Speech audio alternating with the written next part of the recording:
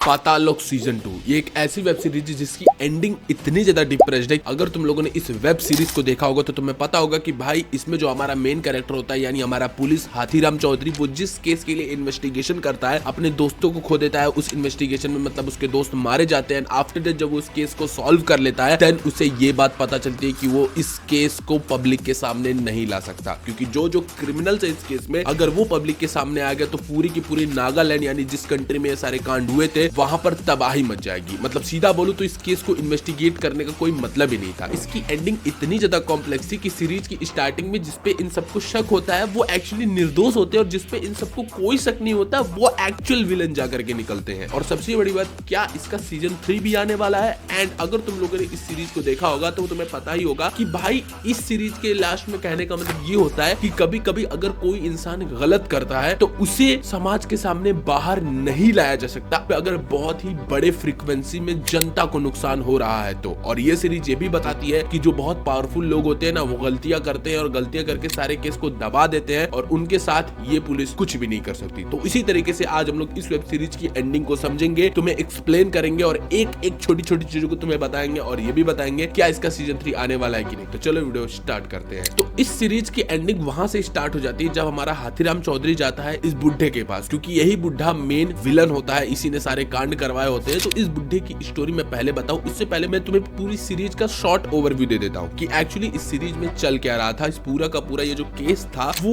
Actually था क्या, उसमें मसला क्या हो रखा था। तो एक्चुअली इस मूवी का जो सबसे मेन सस्पेक्ट था जो कि मारा गया था सीरीज की स्टार्टिंग में दिखाया गया था थॉम। इसका गला काट करके किनारे कर दिया गया था और इसी के अराउंड पूरी की पूरी स्टोरी घूमती है। ये साला सबसे हरामजादा कैरेक्टर मुझे लगता है, क्योंकि इस बंदे ने इतने कांड कर रखे थे ना कि ये मरने के बाद भी साला इतना ज्यादा ये खुद कॉम्प्लेक्सिटी जनरेट कर रखा था कि पूरे पुलिस वाले ढूंढते रह गए कि एक्चुअली में हुआ क्या। तो एक्चुअली ये था क्या कि ये एक तरीके का ड्रग स्मगलर बोल सकते हो, ये ड्रग डीलिंग करवाता था। एंड इसके साथ एक और बंदा होता था जो कि पहले इसके साथ काम करता था जिसका नाम था max Riju. But after that क्या हुआ कि मैक्स रिजू इसकी जॉब छोड़ दिया और वो अलग काम करने लग गया। देन एक टाइम आता है जब ये दोनों मस्त धंधा कर रहे होते तभी इनके जगह पे रेड पड़ जाती है। मतलब करीबन 4-5-6 करोड़ का इन लोगों का ड्रग्स था, उस पे पुलिस रेड मार देती है और ड्रग्स को पकड़ लेती है। तो ये एक सिचुएशन हो गई। अब आते हैं हम अपने पर्सनल लाइफ पे, क्योंकि यहाँ पर दो सिचुएशन दिखाई गई है कि प्रोफेशनल लाइफ वाली सिचुएशन और पर्सनल लाइफ वाली सिचुएशन। इसी दो सिचुएशन में पुलिस पूरी की पूरी घूमती है और देखती कि मारा किस लिए गया, अपने पर्सनल लाइफ की वजह से कि भाई प्रोफेशनल लाइफ की वजह से, क्योंकि इसकी दोनों ही लाइफ की ऐसी की तैसी हो रखी थी। बहुत ही ज्यादा करप्ट इंसान था ये। तो पर्सनल लाइफ में क्या था कि जो था वो अच्छा खासा एक एडल्ट इंसान था। उसकी जो ऑफिशियल शादी हुई थी, मतलब उसकी जो पत्नी थी उसके 2 बच्चे थे, एक लड़की थी और एक लड़का था। लड़की ने सुसाइड कर लिया था 16-17 साल की उम्र में। क्यों किया था वो भी बताते हैं। लेकिन जो लौंडा था वो एक्चुअली पुलिस में था, लेकिन वो बहुत ज्यादा लौंडा ना एग्रेसिव था। वो अपने बाप से बहुत ज्यादा नफरत करता था। क्यों नफरत करता था आगे मैं तुमको बताता हूँ। तो ये था, ये साला बहुत ज्यादा ठरकीबाज इंसान था। तो ये भाई एक के साथ साथ कई सारी लड़कियों के साथ भी और रिलेशन रख रहा था। तो जब इसकी और इसकी पत्नी के साथ शादी हुई थी तो उसी टाइम पे एक औरत के साथ इसका रिलेशनशिप बना था और इसकी ऐसे ही भयंकर रिलेशनशिप चल रही थी। आफ्टर दैट 15-20 साल बीतते हैं एंड अब वो टाइम आ जाता है कि भाई थॉम गला कट जाता है। एंड अब हमारे हाथीराम चौधरी और सारे के सारे लोग जब पता लगाने निकलते हैं कि एक्चुअली हुआ क्या है, तो सबसे पहले उन्हें एक लड़की का पता चलता है जिसका नाम था रोज लीजो। क्योंकि रोज लीजो एक ऐसी लड़की थी ना जो दिल्ली और नागालैंड इन दोनों के बीच में तार को जोड़ रही थी। एंड उसके साथ एक और लौंडे का उन्हें पता चलता है जो कि था रघु पासवान। तो रघु पासवान और रोज लीजो यही 2 लोग थे जिसकी आगे पीछे पुलिस घूमती है। पूरा का पूरा इन्हीं को पता लगाने के लिए पुलिस जाती है Nagaland. Then after that police को ये बात पता चलता है जो हमारा कैन था उसका एक दोस्त था जिसका नाम था कपिल रेड्डी। कपिल रेड्डी वही इंसान था जो इन लोगों को बुलाया था पूरा का पूरा केस का इन्वेस्टिगेशन करते हुए। एंड फिर पुलिस को ये बात पता चलती है कि कपिल रेड्डी ही सबसे कमीना इंसान था, क्योंकि एक ऐसा इंसान था जो एक्चुअली नागालैंड में समिट करवा रहा था। तो उसने क्या किया था कि समिट के लिए उसने को दिल्ली बुलाया था और दिल्ली में ही मारा गया था। कपिल रेड्डी शुरुआत में पहले पुलिस से तो ये बोला कि भाई मेरा दोस्त था और मेरे ही कहने पर वो दिल्ली आया था एंड भाई वो मर गया, इसमें मेरी बहुत बड़ी जिम्मेदारी है, मुझे बड़ा दुख हो रहा है, तो तुम लोग केस को इन्वेस्टिगेट करो। लेकिन आफ्टर जब पुलिस इस केस को इन्वेस्टिगेट करती है देन उसे पता चलता है कि कपिल रेड्डी जो है वो देश छोड़ के भागना चाहता है। उसके 7 या 8 होटल्स हैं, उन होटल्स को वो बेचना चाहता है। एंड ये जो समिट चल रही है इस समिट को जल्दी खत्म करवा के उसको काफी ज्यादा स्पॉन्सर्स मिलेंगे जिसकी वजह से वो पैसे कमाएगा और उस देश को छोड़ के अपनी पत्नी के साथ चला जाएगा। उसकी एक पत्नी थी जो 7 होटल्स को मैनेज कर रही थी। एंड रोज लीजू नाम की जो लड़की थी उसका कनेक्शन कुछ ना कुछ थॉम से था, क्योंकि वो उसी होटल में काम करती थी और थॉम से वो पैसे लेती थी। तो रोज लीजो जो थी थॉम से पैसे लेकर के वो रघु पासवान के साथ प्लान करके भागने के प्लान में थी और उन लोगों का सीसीटीवी भी एक रेलवे स्टेशन पे भी देखा गया था। तो पुलिस को स्टार्टिंग में ये लगा कि ये दोनों भाग गए हैं, लेकिन आफ्टर दैट जब स्टोरी आगे बढ़ती है देन वी गॉट दैट भाई जो हमारा थॉम था वो रोज लीजो के साथ रिलेशनशिप बना करके रखा था, और रोज लीजो और कोई भी नहीं, स्टार्टिंग में जो मैंने तुम्हें बताया जो उसकी पहली पत्नी थी, उसके बाद जो औरत उसकी लाइफ में आई थी लाइफ में, उससे एक लड़की पैदा हुई थी, और वो लड़की और कोई नहीं बल्कि रोज लीजो थी। मतलब ये साला उस पत्नी के साथ भी सोया, आफ्टर जो लड़की हुई उसके साथ भी रिलेशनशिप बनाया। मतलब इतना हरामजादा इंसान था। ये बात जब पुलिस को पता चलती है उसकी दिमाग खुल जाती है। एंड आफ्टर दैट फिर ये भी पता चलता है कि रोज लीजो और थॉम इन दोनों के साथ भी एक और लड़की हुई थी। एंड ये सुन के तो मेरा दिमाग बिल्कुल फक ही हो जाता है। एंड आफ्टर दैट वो जो लड़की थी वो रोज लीजो दी थी अपने डॉक्टर को, और वो डॉक्टर उस रोज लीजो की लड़की को पाल रही थी। तो रोज लीजो की भागने का प्लान इसीलिए था कि वो ये सब छोड़ छाड़ करके पैसे लेकर के अपनी लड़की को लिवा करके बॉर्डर क्रॉस करके भागना चाहती थी। और वहीं अगर हम लोग बात करें रघु पासवान की, तो उसके बारे में हम भी बात करते हैं। रघु पासवान की इसमें कोई गलती नहीं थी, वो भी आगे हम बात करेंगे। तो पुलिस जब इस चीज के बारे में इन्वेस्टिगेट करती है देन उसे पता चलता है कि पर्सनल लाइफ के बारे में। देन वो पर्सनल लाइफ के बारे में जब पता चलता है देन उसे पुलिस को ये भी बात पता चलता है कि के साथ रिलेशनशिप की रोज लीजो वाली बात एंड उसकी मम्मी वाली जितने भी डार्क सीक्रेट थे ये सभी बात पता चल चुकी थी उसकी ऑफिशियल पत्नी को और उसके लॉन्डे जिसका नाम था रूबिन। इसीलिए रूबिन अपने बाप से इतना ज्यादा नफरत करता था। इसीलिए जब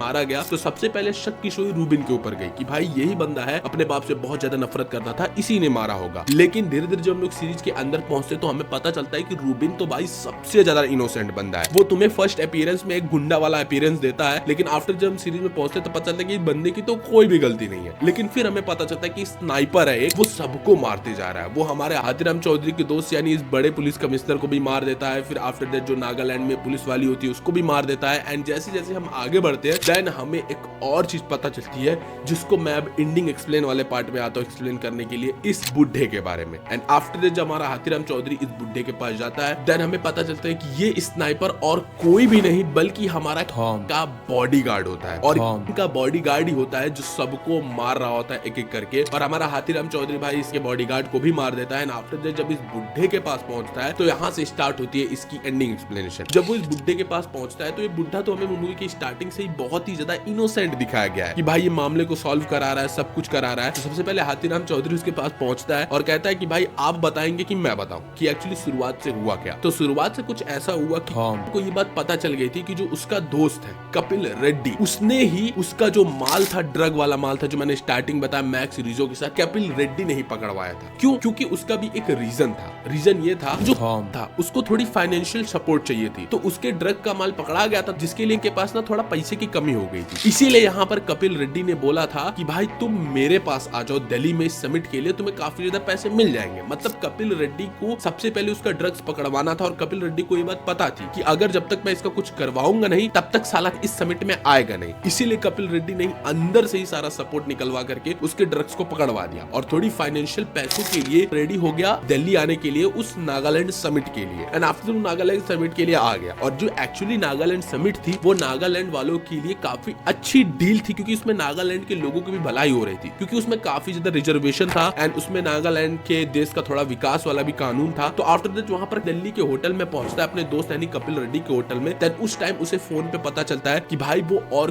कोई नहीं बल्कि कपिल रेड्डी ही था जिसने पूरी की पूरी इंफॉर्मेशन दी थी। एंड आफ्टर दैट वो कपिल रेड्डी के ऊपर बहुत ज्यादा गुस्सा हो जाता है, तो वो इस बुढ़े के पास जाता है और इस बुढ़े का नाम और कुछ नहीं बल्कि रोंगथोंग केन होता है, और ये बुढ़ा इन दोनों का दोस्त होता है। तो इस बुढ़े को ये अंकल अंकल बोलता है, अंकल से जाकर के बोलता है कि भाई ये कपिल रेड्डी ने मेरे साथ धोखा दिया है एंड अभी मैं इस कपिल रेड्डी को छोड़ूंगा नहीं, अब मैं इस समिट को करने वाला हूँ नहीं। बट इस बुढ़े को इस समिट को करना होता है क्योंकि ये बुढ़ा लिटरली नागालैंड की भलाई चाहता है और नागालैंड की भलाई के लिए किसी भी हद तक जा सकता है। तो यही खुद उठ करके जाकर अपने हाथों से गला काट करके मारता है। एंड यहाँ पर सिक्योरिटी गार्ड जो होता है वो इस स्टोरी में कुछ इस तरीके से जुड़ता है जिसके लिए हमें थोड़ा 20-30 साल और पहले जाना पड़ेगा कि ये बुढ़ा जब जवान होता है तो वो एक चाइल्ड एडॉप्शन वाली जगह पे जाता है। नागालैंड में एक चाइल्ड एडॉप्शन वाली जगह होती है जहाँ पर बच्चों को एडॉप्ट किया जाता है, लेकिन रूल ये होता है कि जो बंदा उन्हें एडॉप्ट करता है वो बहुत ही ज्यादा उनके लिए वफादार होते हैं। मतलब जिंदगी चली जाए लेकिन वफादारी नहीं जानी चाहिए। तो वही सेम चीज ये बुढ़ा क्या करता है, वो जो सिक्योरिटी गार्ड होता है 20-30 साल पहले ही जाकर के उसको एडॉप्ट करता है एंड वही आगे जाकर के वही लड़का जो जाके सिक्योरिटी गार्ड बनता है। और यही सिक्योरिटी गार्ड और कोई नहीं बल्कि स्नाइपर होता है, क्योंकि जब ये बुढ़ा वहां पर उसको मार देता है देन ये सिक्योरिटी गार्ड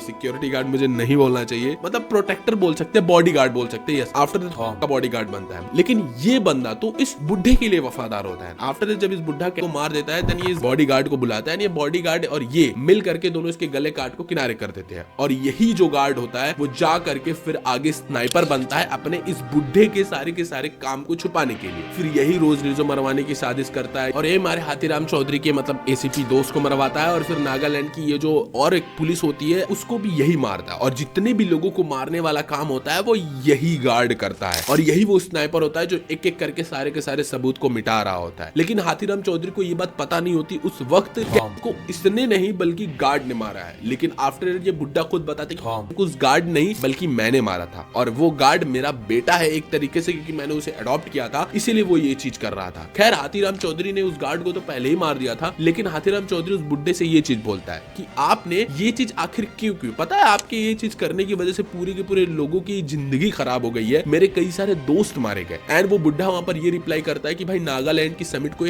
कैंसिल करना चाह रहा था, इसीलिए मैंने ये सारी चीजें की, और मुझे पता है कि मैं गलत चीजें किया हूँ, इसीलिए मुझे किडनी कैंसर हो गया है, और जब भी मैं मतलब टॉयलेट करता हूँ तो खून आता है उस रास्ते से, तो मुझे अपने गलती की सजा मिल रही है, लेकिन मैं अपने लोगों के लिए मतलब नागालैंड के लोगों के लिए कुछ सही करना चाहता हूँ। हाथीराम चौधरी उससे बोलता है कि भाई मतलब आपको भगवान बनना है, तो बोलता नहीं मुझे भगवान नहीं बनना, भगवान तो पहले से ही है, लेकिन इतना जान लो अगर तुम बाहर जाकर के सबको सच्चाई बताओगे तो जितनी तुम बाहर खुशी देख रहे हो, क्योंकि उस टाइम तक समिट लागू हो चुकी होती है, वो सारी की सारी खुशी चली जाएगी, फिर से नागालैंड में बवाल हो जाएगा। तो अगर तुम्हें कुछ लोगों का सच बाहर लाने के लिए पूरी की पूरी जनता नागालैंड की ऐसी की तैसी करानी है, देन गो बाहर जाके सच बता सकते हो, मुझे कोई दिक्कत नहीं है। लेकिन अगर तुम सच नहीं बताओगे तो ये लोग हैप्पी हैं, इन लोगों के दिमाग में एक होप है, वो होप नहीं जाएगी। तो पहले तो हाथीराम चौधरी बिल्कुल गुस्से में होता है, कहता है ठीक है देख लेते हैं कि आपके जो भक्त लोग बाहर हैं वो आपको किस तरीके से एक्सेप्ट करते हैं। हाथीराम चौधरी बाहर आता है एंड इन लोगों का होप वाली चीजें देखता है, एंड आफ्टर दैट वो रियलाइज करता है कि नहीं बता सकते, अगर हम बता देंगे वो अपने दोस्तों को खोने के बाद भी, अपने वो दो बड़े बड़े दोस्तों को खोने के बाद भी और कई लोगों को खोने के बाद भी उसे ये चीज रियलाइज होती है कि वो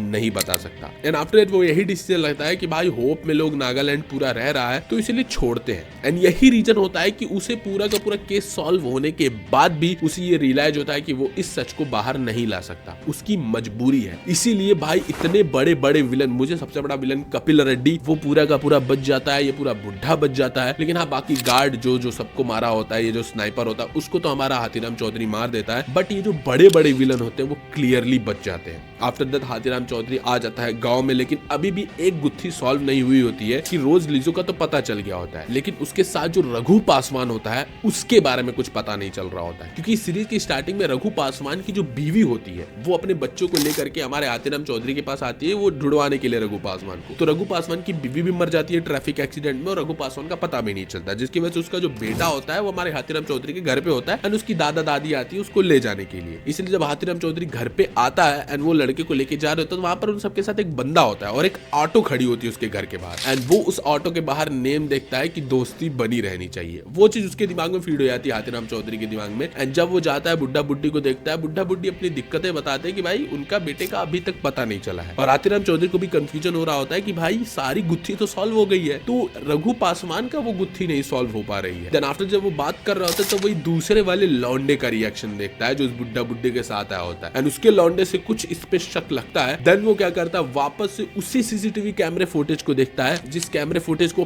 पहले देखा था रोज लीजो और ध्रुव नाम का ये जो पब का मालिक वाला बंदा था, जिससे रोज लीजो अलग से एक रिलेशनशिप बना के रखी थी दिल्ली में। उसी सीसीटीवी को वापस से देखता है, जो वापस से उस सीसीटीवी को जाकर के देखता है, देन उसे पता चलता है कि उस सीसीटीवी में वो ऑटो भी थी, जो ऑटो वो घर से बाहर दोस्ती बनी रहनी चाहने वाले ऑटो देखा था। देन भाई हमारा पहुंच जाता है हाथीराम चौधरी उस बंदे को पकड़ के, एंड वो उस बंदे को मारता होता है, तो उस बंदा सच बताता है कि एक्चुअली उस रात को रघु राम पासवान अब जिंदा है ही नहीं, बल्कि वो अब मर गया। और कहानी कुछ इस तरीके से है कि रोज लीजो जो थी, रघु राम पासवान रोज लीजो कुछ लगता नहीं था, बस रास्ते में ये दोनों मिले हुए थे, और रघु पासवान एक अच्छा बंदा था जो रोज लीजो की हेल्प किया, एंड भाई वो इसका ऑटो किराए पे लिया, एंड इस ऑटो को किराया ना देने की वजह से ये सब साले तीनों दोस्त मिल करके रघु पासवान को मार डाले। मतलब इसमें रघु रघु पासवान और रोज लीजो इन दोनों की कोई गलती ही नहीं थी। इनको स्टार्टिंग से बस घसीटा जा रहा था इन सभी केसेस में और ये दोनों भाई निर्दोष थे और मारे गए। खैर मुझे रोज लीजो का तो समझ में आता है कि यह लड़की ही हरामी थी भाई, इतने मल्टीपल रिलेशनशिप थे उसके और ड्रग्स के नशे में रहती थी। बट यहाँ पर रघु पासवान की रत्ती भर भी गलती नहीं थी, वो बस भाई जो सही था वो कर रहा था एंड उसका नतीजा उसको मारा गया। तो यहाँ से एक गुत्थी और सॉल्व हो जाती है एंड जब हमारा पर हाथीराम चौधरी को लग जाता है कि सारी गुत्थी सॉल्व हो गई, लेकिन आफ्टर दैट हाथीराम चौधरी और इसका ये सीनियर पुलिस होता है, ये दोनों बस बाहर कुल्फी खा रहे होते हैं और आपस में डिस्कशन कर रहे होते हैं। तो उसमें से उसका दोस्त बताता है कि भाई तुमने रघु पासवान के बारे में पता कर लिया, रोज लीजो के बारे में पता कर लिया एंड रोज लीजो पैसे भी लेती थी उसे ब्लैकमेल करने के लिए क्योंकि उसका बच्चा उसके पास था। तो साला वो पैसे गए कहां पर, क्योंकि वो पैसे तो कहीं मिले ही नहीं हमें। तो भाई हाथीराम चौधरी सोचने लगा कि हाँ यार पैसे तो गए कहां पर। आफ्टर दैट वो कुल्फी सब खा रहे थे, उसमें से एक फटी हुई नोट निकाल करके उसका सीनियर दोस्त सामने वाले कुल्फी वाले को देता है। वहीं हमारा हाथीराम चौधरी का दिमाग काम करता है। तो वहां पर जो वेटर था उसको पहले एक फटी हुई नोट दी थी एंड वहीं से हमारे हाथीराम चौधरी का दिमाग काम करता है कि भाई फटे हुए नोट का मतलब होता है कि फटा हुआ नोट एक्चुअली हवाले का नोट होता है। तुमने देखा ही होगा कई सारी चीजों में फटे हुए नोट से काफी ज्यादा रुपए मिलते हैं। तो भाई हाथीराम चौधरी दिमाग लगाता है और उस सारे के सारे एग्जिस्टिंग मटेरियल्स पे जाता है जो कि भाई पुलिस थाने में सेव करके रखे जाते हैं, किसी भी बड़ी पर्सनालिटी के कपड़े हो गए, पर्स हो गए, वो सारी चीजों को। तो वहां से उसको निकलवाता है एंड उसके पर्स में वो फटी वाली नोट 500 के मिलते हैं और खुद वो फाड़ करके एक नोट डाल देता है जिससे कि बाद में किसी को शक ना हो। एंड वो फटी हुई नोट ले जाकर के सबसे पहले जाता है वो हवाले वाले पैसे के पास एंड वहां पे उसे पता चलता है कि 2 करोड़ रुपए रोज लीजो लेने वाली थी। मतलब रोज लीजो का कुछ अलग ही प्लान चल रहा था एंड रोज लीजो ने केवल 1 लाख बता रखा था रघु पासवान को, 50,000 उसको देने के लिए, 50,000 खुद लेने के लिए, लेकिन उसे एक्चुअली 2 करोड़ रुपए मिलने वाले थे। और वही रीजन था कि रोज लीजो भाई पूरा का पूरा कंट्री छोड़ना चाहती थी इसी रीजन की वजह से, क्योंकि पैसे इतने ज्यादा थे। एंड जब वो इतना ज्यादा पैसा भाई हाथीराम चौधरी देखता है देन भाई उसके वर्दी पे सवाल आ जाता है कि वो उस पैसे को एक्सेप्ट करेगा या नहीं करेगा। एंड यहाँ पर ये सीरीज मुझे थोड़ी सी इलॉजिकल लगने लग जाती है कि हाथीराम चौधरी जाता तो है एंड वो 2 करोड़ रुपए को देखता तो है, लेकिन वो बंदा केवल 5 लाख रुपए लेता है। और वो 5 लाख लेता इसलिए क्योंकि वो पैसे उन बच्चे और बूढ़ी दादी और अंकल जी को देना होता है, क्योंकि भाई उसका बेटा रघु पासवान झूठ में ही मारा गया होता है और पत्नी भी झूठ में ही मारी गई होती है। तो इसीलिए वो उनको 5 लाख जाकर के रेलवे स्टेशन पे देके आ जाता है और भाई 2 करोड़ का रुपए छूता तक नहीं है, उसमें से 5 लाख ले लेता है। मेरे दिमाग में यही क्वेश्चन आता है कि बाकी पैसे क्यों नहीं लिए। बाकी पैसे भी एंड ऑफ द डे वो पर्सन ले लेगा जो उसे हवाले वाला पैसा दिया था। तो मुझे ये थोड़ी सी लॉजिकल लगती है कि ठीक है हाथीराम चौधरी अपने कैरेक्टर्स को छुपाने के लिए, अपने ऑनेस्टी को दिखाने के लिए उसने केवल 5 लाख रुपए लिए, बाकी पैसे भी तो इलीगली आगे चल के यूज होंगे ना। मतलब उससे मुझे लगता है कि उसे 2 करोड़ रुपए ले लेने चाहिए थे, भले वो बंदा बाद में यूज नहीं करता, बट उसने वो 5 लाख रुपए लिए ना एज अ ऑनेस्टली। मुझे नहीं पता, यहाँ पर थोड़ी सी मुझे ना लगता था कि थोड़ा सा इम्प्रोवाइजेशन जरूरी था कि भाई वो 2 करोड़ रुपए उसके सामने थे बट उसने 5 लाख ही एक्सेप्ट किया एंड बाकी सारे पैसे को वैसे ही जाने दिया। तो इस तरीके से वो 5 लाख रुपए लेता है एंड वो उस बच्चे को देता है एंड आफ्टर दैट उसे ये चीज रियलाइज होती है कि भाई पुलिस की नौकरी अब उसलिए नहीं बनी है, वो पुलिस की नौकरी छोड़ना चाहता है क्योंकि वो इतने ज्यादा अपने दोस्तों को सैक्रिफाइस कर चुका होता है, सब कुछ कर चुका होता है। तो फाइनली वो डिसीजन ले लेता है कि वो इस चीज को छोड़ देगा। पैसे देने के बाद सीरीज यहाँ पर एंड हो जाती है। सबसे बड़ा क्वेश्चन यहाँ पर ये आता है कि क्या इसका सीजन 3 भी आएगा? तो इसका आंसर है हाँ भी और नहीं भी। सारी चीजें डिपेंड करती है इस सीरीज के सक्सेसफुल पे। जैसे पाताल लोक सीजन 1 जो था उसका कनेक्शन पाताल लोक सीजन 2 से बिल्कुल भी नहीं है। अगर तुम डायरेक्ट पाताल लोक सीजन 2 देखने के लिए जाओगे देख सकते हो, कोई कंफ्यूजन नहीं होने वाली है, कोई भी कनेक्शन नहीं है एक दूसरे के बीच में। और पाताल लोक सीजन 2 बनाने का मेन मोटो यही था कि पाताल लोक सीजन 1 काफी सुपर हिट हो गया था एंड वही चीज इस सीरीज के लिए भी डिपेंड करती है, क्योंकि अगर सीजन 3 भी ये लोग बनाएंगे तो उसका सीजन 2 से कोई भी कनेक्शन नहीं होगा। तो सारा का सारा डिपेंड करता है पाताल लोक सीजन 2 कितना सक्सेसफुल होता है। अगर ये बहुत ही अच्छे लेवल पे सक्सेसफुल हो गया देन वापस से लोग पाताल लोक सीजन 3 भी बनाएंगे। एंड मैं लिटरली चाहता हूं भाई, ये इतनी माइंड ट्विस्टेड सीरीज थी कि मुझे तुम्हें बताने में खुद इतना दिमाग लग गया। तो क्या तुम चाहते हो कि पाताल लोक सीजन 3 आनी चाहिए? मुझे कमेंट्स में जरूर बताना। और आज सालार की मैंने पूरी एक सीरीज बनाई, यहाँ पर आ रही होगी, इसमें मैंने सालार के बारे में बहुत सारे कुछ बनाए, जिससे सालार पार्ट 2 जब आएगा तो ये वीडियो हेल्प करेंगी तुम्हें उसको समझने के लिए। तो क्लिक करके जाके जरूर देखना। मिलते हैं नेक्स्ट वीडियो में, बाय बाय।